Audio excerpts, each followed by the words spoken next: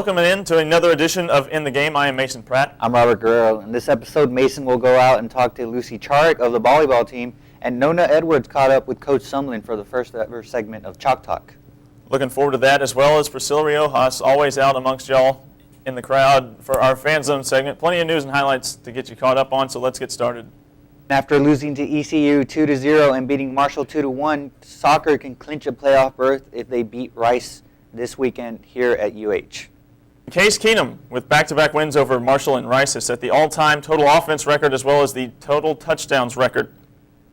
And with that opening kickoff return for a touchdown against Rice, Tyrone Carrier ties C.J. Spiller for all-time NCAA kickoff returns. And Kevin Sumlin has been named down to the final 20 for the Paul Bear Bryant Coach of the Year award list. And in golf news, Jesse Dromer was named the CUSA Golfer of the Week. Meanwhile, cross country finished second in the Cal State Northridge Invitational. And in basketball news, Amanda Lawson was named the CUSA Freshman Preseason Player of the Year. And now let's watch some highlights of the Marshall and Rice games.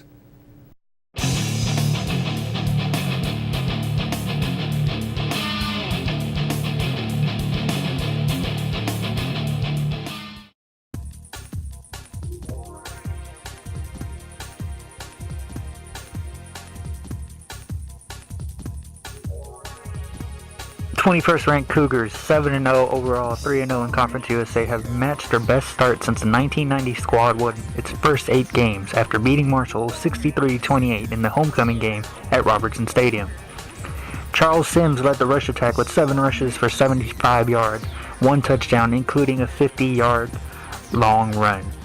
Patrick Edwards, Tyrone Carrier, and even Mike Hayes helped out Case Keenum in his special night, combining for 17 receptions, over 300 yards, 4 touchdowns, and Case Keenum, in the story of the night, became the Football Bowl Subdivision career leader in total offense on Saturday, throwing for 376 yards and tying his career high with 6 touchdown passes.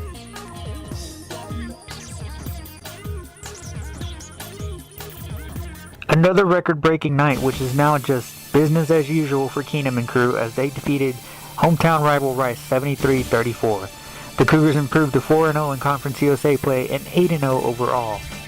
It was a shaky start for Keenum as he threw an interception and had a fumble returned for a touchdown in the first quarter in heavy rain as Rice built a 17-7 lead. But then the Cougars got going and outscored Rice 45-3 to take a 52-20 lead by the early third quarter.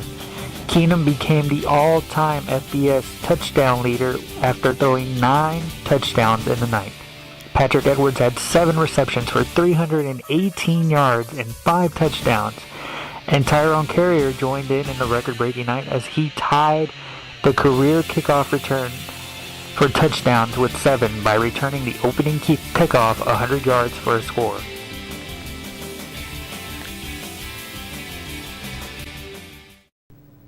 Let's take a quick break right now, and then when we come back, Robert and I will recap 2 big wins for the football team over Marshall during homecoming, as well as the Bayou Bucket against Rice.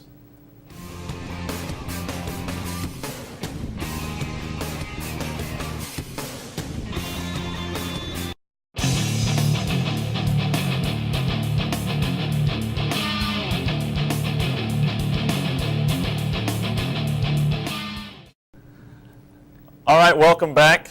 Now, coming off 2 big wins for the football team.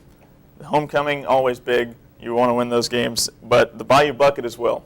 Yeah, coming off those 2 wins, coming off a ranked week, the BCS, the computers seem to love U of H. They have us at 17. It'll be interesting to see where we'll come up during the next rankings. And winning homecoming and then winning the Bayou Bucket the week after, it's just huge. It's like an ecstasy for the whole campus. Yeah, it's a good way to finish out that homestand 3-0, but going back to that Marshall game at homecoming, we talked about it last week. You had to stop 2 players, had to keep Vinnie Curry out of the backfield, and they did just that. He only had 3 tackles overall, just a complete non-factor defensively. And A.J. Graham scored here and there, but when your defense is on the field for 3 quarters, that's going to happen. So nothing too big to worry about. It's big. Vinnie Curry was leading the nation in tackles for a loss, and he had none that game. None. It was just like we said, just a complete non-factor. But You know, Marshall's coach going into that game, that was the game plan, you know, win time of possession, keep U of H's offense off the field. And they did, 42 minutes time of possession, but U of H scores 63 points in only 17 minutes of having the ball. To be fair, U of H offense kept U of H's offense off the field because they just ran it. It seemed like every drive was under 2 minutes, and it was just quick offense. Yeah, just another day at the offense, another day at the office for the offense. You know, Keenum over 300 yards passing again. That's almost ho-hum at this point. But 6 touchdowns. Edwards had a TD. And defensively getting things done. Matthews had the pick and the touchdown. Even the big man, Kelvin King, with the deflection and the run back, so 1 block away. He was so close. It was a little trip up here and there, and he was 5 yards away from the touchdown. That would have been great to see him running in. But, man, just a complete domination of Marshall. You know, 4 players, over 100 total yards. But moving to that Rice game, if you thought the Marshall game was a beatdown, this was an absolute just obliteration of Rice. It's wonderful to beat Rice every time just because they're crosstown rivals. Get the bucket back down where here. It belongs. Yeah, where it belongs. It was fun to see the team just run to Rice's bench after the game and look for the bucket. We're taking this back. But I don't know what the defensive game plan was for Rice, but it's like they made no adjustments. Whatever they were going in to stack the box and play man on the back end completely backfired. Keenum and Edwards were picking on freshman corner all day. Say you had Carrier or Edwards lined up on a safety sometimes, which is a complete mismatch. And they stuck with that during the entire course of the game. What were they thinking? I don't know. Rice is lucky that the score was as nice as it was, so to speak. That's tough to say in a 73-point outing. We were up 7-0 with 15 seconds into the game with that kickoff return. Yeah, and then the rain comes in, and that was the best defense that Rice had, was the weather. You know, Keenum throws a pick, which is, you know, only the 3rd on the year, turns the ball over on the fumble, just completely loses the grip. But then after that first quarter and the rain subsided, it kept pouring, but more in terms of points on the heads of Rice. And it's a huge game for the University of Houston. Tyrone Carrier tied C.J. Spiller for all-time kickoff returns. Case Keenum broke the touchdown record. Yeah, set the touchdown mark. He had 9 touchdowns. Yeah, that's video game numbers. Edwards tied a school record with 5 touchdown catches. Talk about efficiency. 7 catches, 318 yards, 5 touchdowns. Not bad. That's a pretty good day for a receiver. And speaking of Carey, it was just a game where they had to keep rewriting the record books. He set the career mark for U of H in terms of receptions. He's caught a ball in 47, 48 games, the longest active streak in college football. It was just and then to give Rice some credit, the longest run in Conference USA history when they busted that 97-yarder. So the statisticians were keeping busy. Yeah, it was a good day for record book and college football historians and junkies to change the records every play, it seemed. But just, yeah, like we said, just a complete domination of Rice.